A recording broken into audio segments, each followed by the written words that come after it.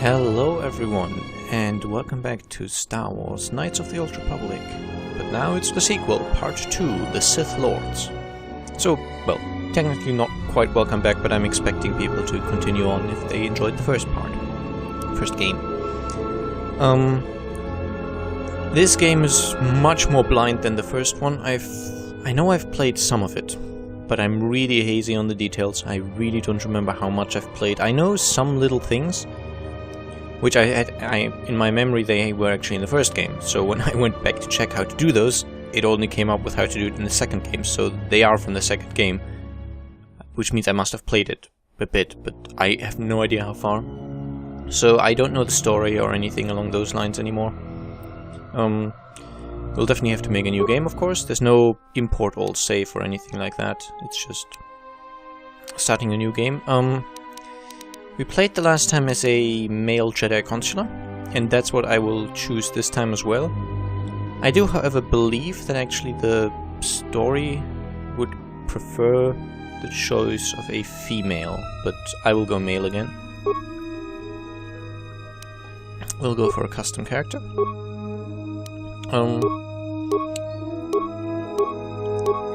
I don't think the exact face I used in the first game is still available, so I'll go with this guy. He's got sort of long hair like my character in the first game.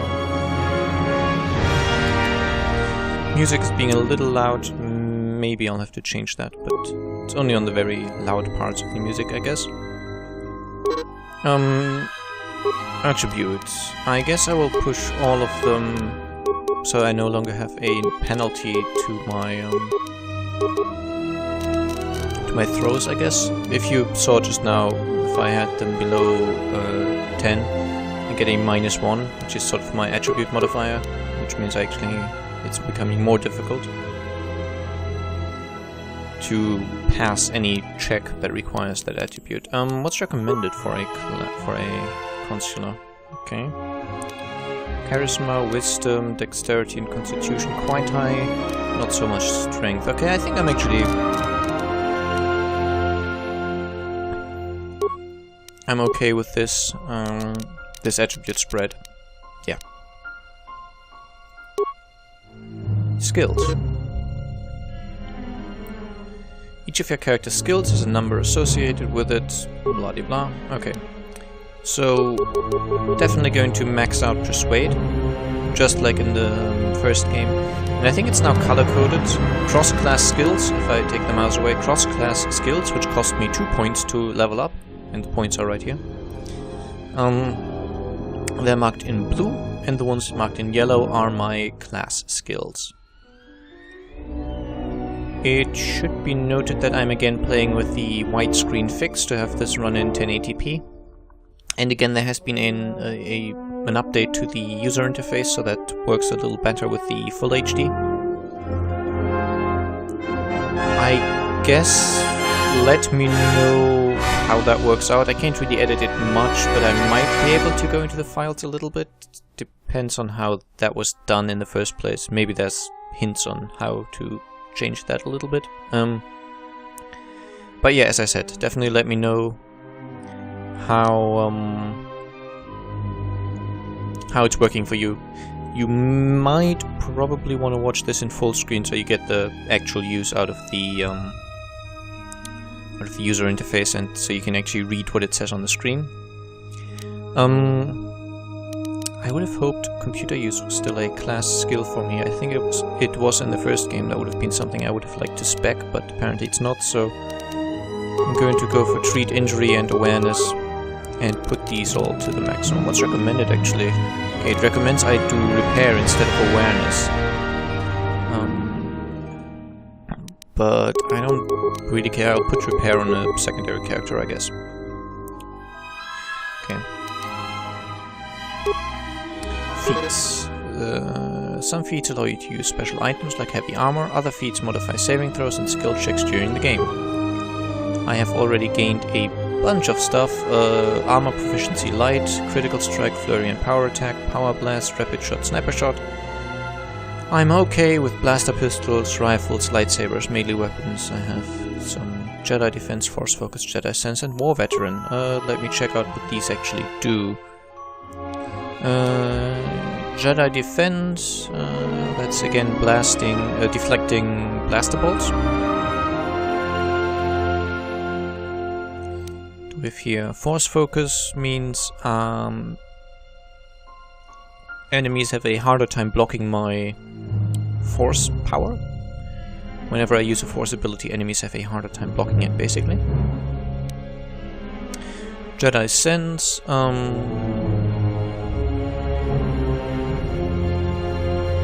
gives me bonuses to defense.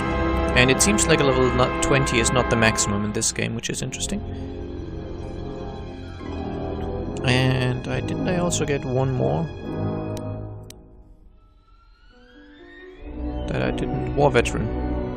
I did get War Veteran, and I don't know where that would be. Had the sort of symbol of some kind of medal. Insignia, something as a symbol. I can't find it. Music is being quite loud. I will again go for using a single one-handed weapon. So I will check where that would be. Two-weapon fighting is not what I'm looking for. Don't want caution. Empathy. Empathy gives me a bonus to persuade, so no questions asked, I'm taking empathy. What would be recommended? Dueling. Okay. Dueling is obviously the I think it's similar, yeah. Just like in the last game, gives me a bonus if I'm using a single one-handed weapon. Which I would also be quite interested in using, but a bonus to persuade is just too good. Okay, my name. I don't know if we're actually playing the same characters in the first game, so I'll just go with Dake Starkrot again. And I guess let's hop right into it. I'm hoping those cutscenes will work this time around, but there's no guarantee with the widescreen patch I'm using.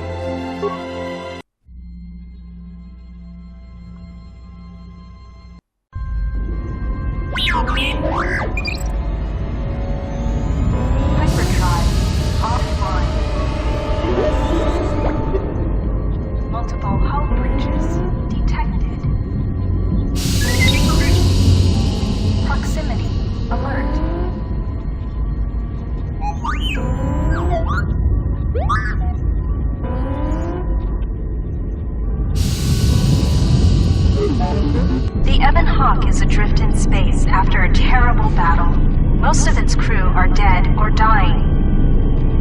You lie in the medical room in critical condition. You won't survive long without medical attention. The hyperdrive is damaged. Main power must be restored in order to bring the engines online and dock with the nearby Faragas mining station for much-needed repairs. Your fate, and that of the Ebon Hawk, depend upon T3M4, a lone astromech droid. Return to this location at any time to skip the prologue. Okay, so I definitely don't want to skip the prologue. Again, the pre-rendered cutscenes do not play.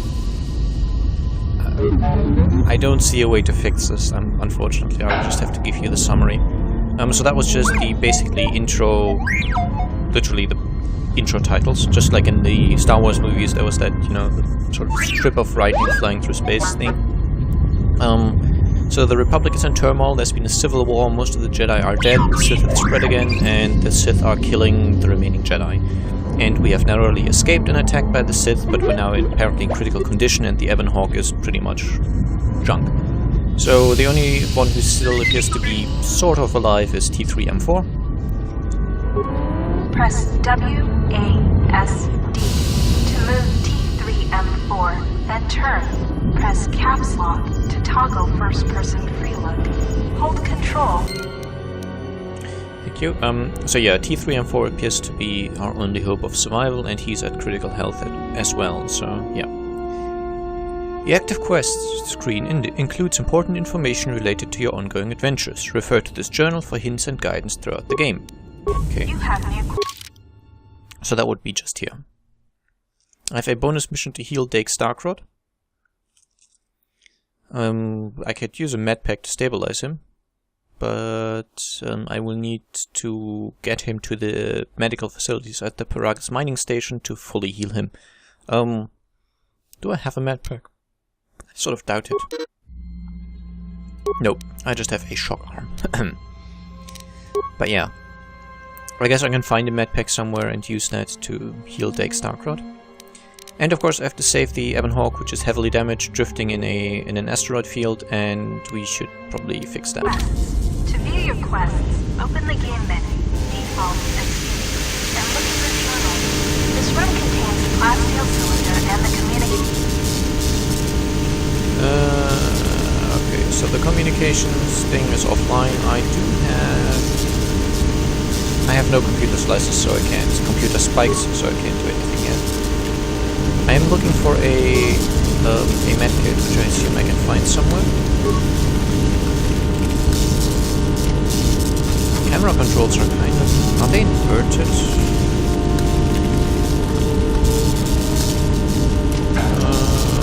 No, they sort of make sense. Just a little... I'll have to check if they're inverted. Thank you. Gameplay... no, nothing's inverted. Just a little weird. I'll have to get used to this. This is the main hold door. Beyond this door is the main hold of the Ebon Hawk. This door appears to be locked down for a hold. So it seems to want to basically have my camera looking up more than I wanted to. Sorry about that. Okay, I found the one computer spike, so I can now slice the system, which allows me to open the hold containment door. And this is pretty much the exact same ship we were on the first time around, so... Nostalgia away! This is the main hold. Yes, thank you, you've said that about 5 times. Can I hack this footlocker?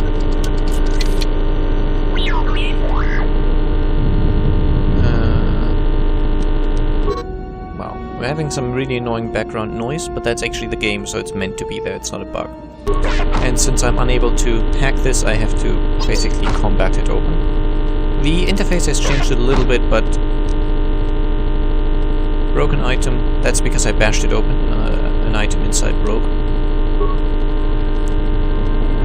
So I think that wasn't in the first game, but in this game it's now basically the case. What do we have here? The security console. I can slice this for 2 spikes, which I guess is why I found 2 spikes in that chest.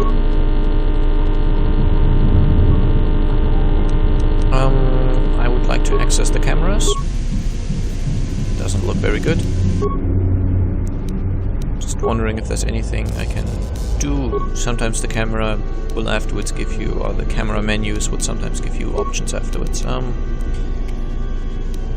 just going to open the doors. I cannot open the inner door because I have to close the outer door first, so close the outer door, open the inner door. That way I've maintained hull integrity, I guess. That's pretty much all I can do here.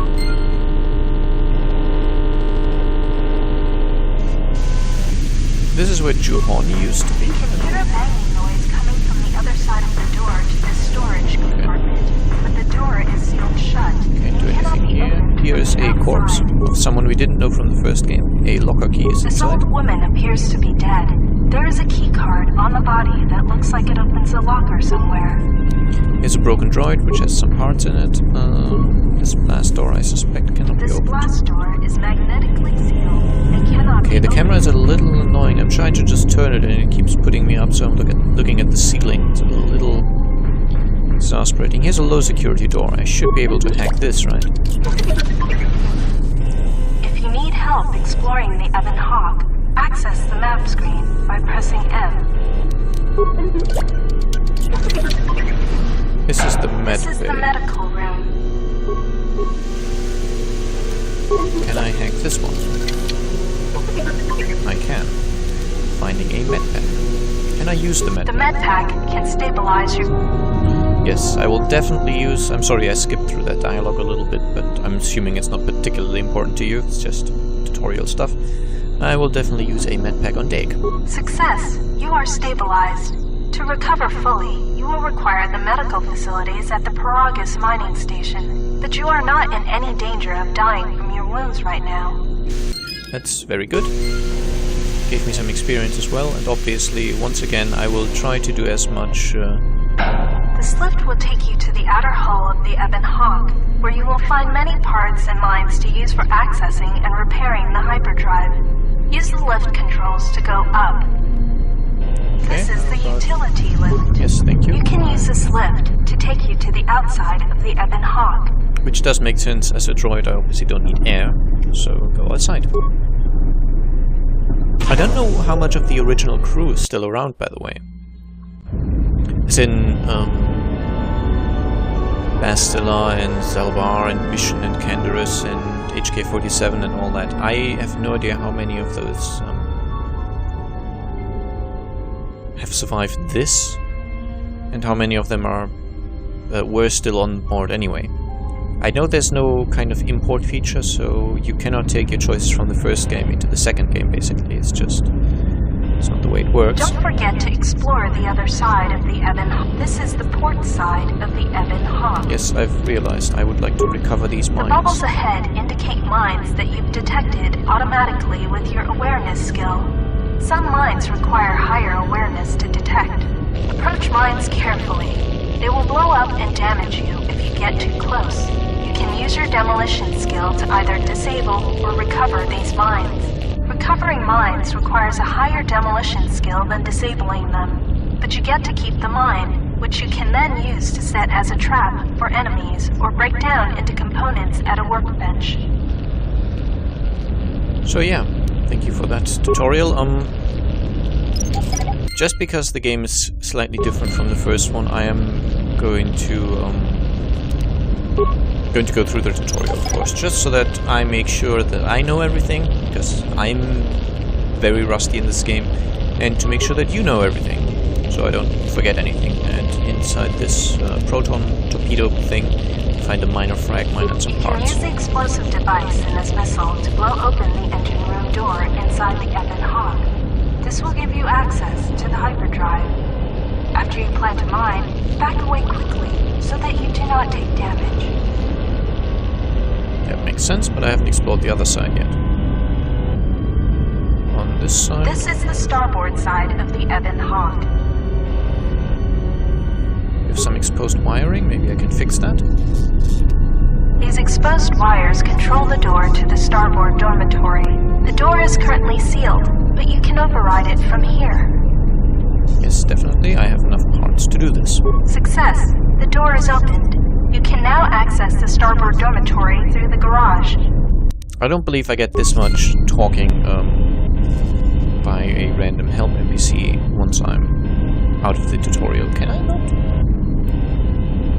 Wow, getting out of here seems to be a little problematic. There we go. Here we have an open hatch, which has some parts in it. This open hatch has some parts that will be useful for getting main power restored. And some more parts in the next open hatch.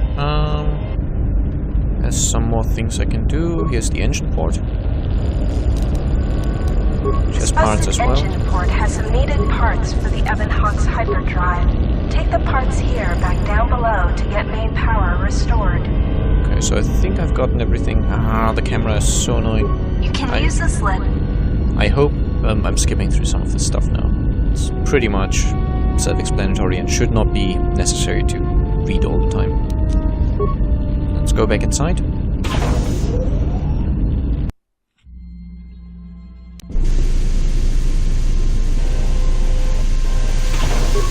the outer garage door is now area beyond this door. closed. Thank you. Safety protocols prevent you from opening it manually. Try using this. This is the engine room. Okay.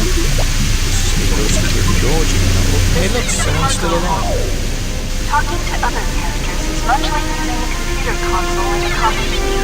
Scroll through your response options or move the mouse cursor, and then click to select the response. Note that some responses may influence how other characters react to them, so choose carefully. Furthermore, certain skills, powers, and attributes may modify what choices you have, or how successful you are with those choices. Okay, the first thing I will do now is go to sound and make the music a lot more quiet. And also make the sound effects a little lower, okay? And let's talk to 3CFD. 3CFD is malfunctioning. You can fix him by using a part. Luckily, you have already found one. If you repair 3CFD, he can join your party and assist you in repairing the ship. Yes, I will repair him then. Success! You have fixed 3CFD. Now he will join your party.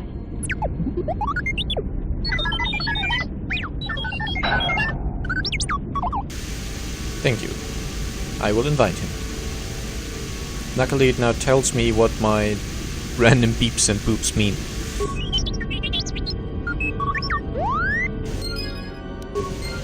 3CFD is now a member of your party. To change which party member you control, click on their portrait or press tab. Later, when you have more... I found a pistol. Sensor droids emerge from this box when you opened it. These droids will make for excellent target practice. Use the weapon from this container to attack the droids. You can equip a weapon. The tutorial is obviously a little more in-depth than I would technically need it, but... and this is a confusing interface, just a little bit, but I think it's basically the same as last time. We have our utility slots, a sensor, plating, special weapon. Here is my armor plating, I believe. My shield rather, and my my main weapons, I guess. So I'm going to go for the left weapon and equip a field survival pistol that I found in that chest. There we go. 1 to 4 damage, plus 5 to hit. It's all very simple. I think this is just basically weapon sets that I can now switch between. So I have primary and secondary weapon sets that I can switch to by just hitting switch weapons. Very easy, very cool. Yeah, the tutorial is probably a lot more in-depth than I would need it, but there are some new features to the game which might be explained here as well, which I do need, so... From the equip screen. The game pauses when you sight an enemy, and the selection reticle will show up in red. You can use the mouse to select other hostile targets. This auto-pause option can be disabled in the options screen. No, I do want this. So I'm just going to... yes, transfer state are controlled by your stats, behind the scenes combat rolls. Combat is not affected by your aim, your character's movements, or the movements of your target. And I'm just going to attack this security droid now. Can my other party member also fight? Don't believe so, right?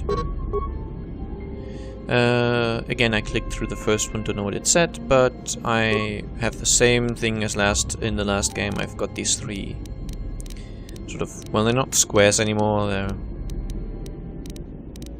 kind of rectangles, but not really, because the bottom and the top are rounded. But anyway, if I have multiple choices, these will allow me to toggle through them and say what I want to do. And again, it's going to be standard attacks, force power, and item usage. This would be grenades.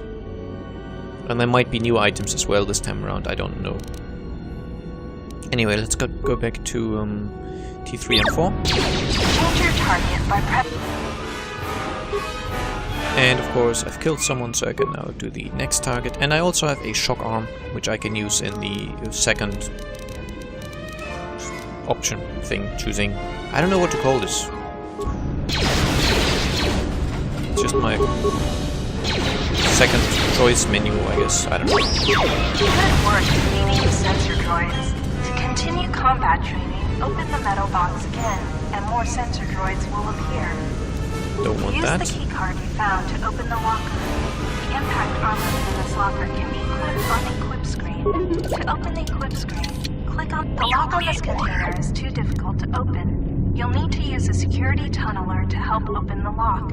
Look in the unlocked cylinder next to this. I'm trying to go a one little find faster, but security basically I found a security encounter a tunneler difficult here. lock on a container or... Which, essentially this one allows me to make the security roll that's required, or the security check that's required to open this. It just makes it easier. Does it tell me in the inventory exactly how much easier? No, it just says it improves my chances, okay. Or my ability, rather. This is not a chance. Lots of things are random, but if you have a high enough security skill, you will be able to open a lock, basically. It just says, you know, this lock is difficulty 15, so you need 15 or more security. And say if you use a security spike or this tunneler, this will make the check 5 points easier, or something along those lines.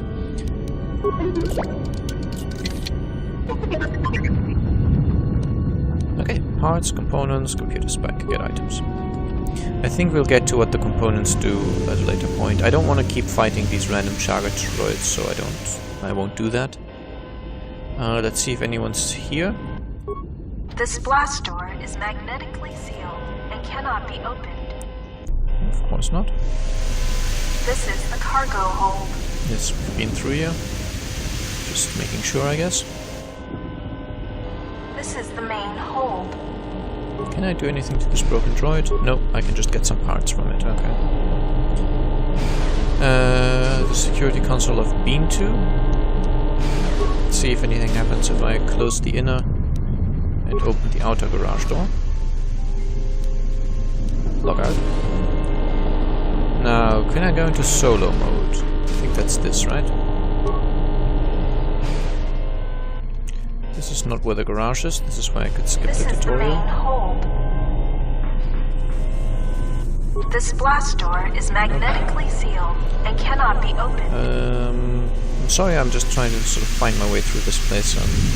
That's the engine room where I would want to go. This is the garage. I'm in solo mode, so if I now change to the other guy, is he going to be able to access the security console and close this one and open this one?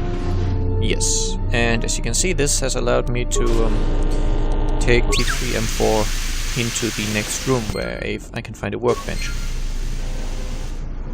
There's some sparking wires. These sparking wires connect to the trigger mechanism for the inner and outer... Okay, we'll do nothing then. This would allow me to get a second party member in here from inside, I guess. And we're now in space. Basically, this is a major hull breach, and yeah. This is the starboard dormitory.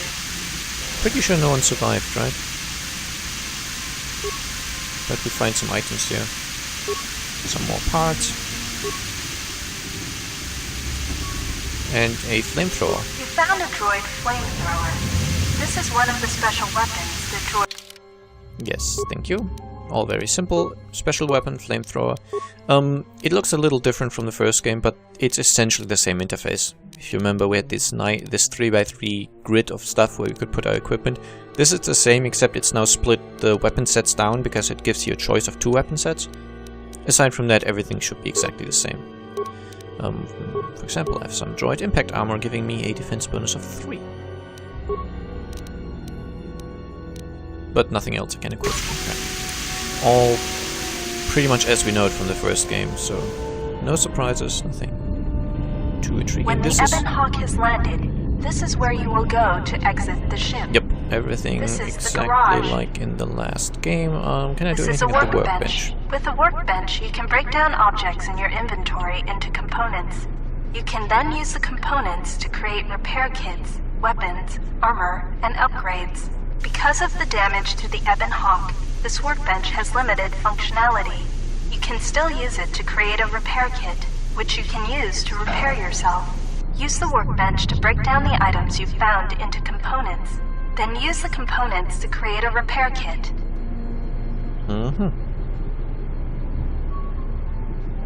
Okay.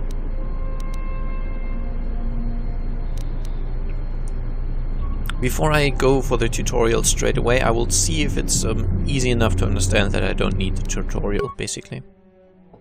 Okay. I need one component to create a repair kit. Can I just create it? I mean, it says total components 2 in inventory 0. So... okay, so component cost is how much it costs to make it. Total components is how many I have. And in inventory is how many of the item I'm trying to make I already have. So I'm going to create 2 of those because I'm fairly heavily damaged. And then I can make all sorts of items if I have enough components. Some of them are fairly expensive, as you can see. 10 components, 12 components. And I currently can't do much except for the stuff I have listed here, so yeah. I can now also break down items I have, so I could, for example, take a computer spike and turn it into 6 components. And making one would cost 12, so I think I get about half the number of components that I need to make an item if I break down that specific item, something along those lines. But I can for example, I can break down this broken item, which there's probably no other use for this, so let me break this down. Anything else I want to keep, so close this. I can now use a click on a party member's portrait to use the item, click this panel to cancel. Okay. So I do no longer automatically use this on myself, I could also choose to use it on another party member. You can use repair kits to heal droids like yourself. To use a repair kit, click on... Yes, I know how to do that. Okay, I can now close the inner garage door and then open the outer one so I can get back to the sort of non-hull breached bit of the ship. And turn solo mode off, I guess. No, actually. Leave solo mode on. Thank you. Because I now want to place the frag mine and then I can run away from it. Run away, run away, run away, run away. This is the main hole. Okay. I think I have done everything else that there is to be done in this tutorial. I believe I've seen combat, I've seen... Okay, let's take the port engine. The port engine is shut down, but appears intact. Fixing the hyperdrive will... The starboard engine is badly damaged. Fixing it won't be possible until after docking. The hyperdrive is suffering badly. You won't be able to make the jump to light speed until it is fully repaired, and you do not have the needed equipment here on the Ebon Hawk. However, you should be able to rig the hyperdrive to restore primary power and bring the port engine online. This will allow you to dock with the Paragus mining station for full repairs. Okay. So,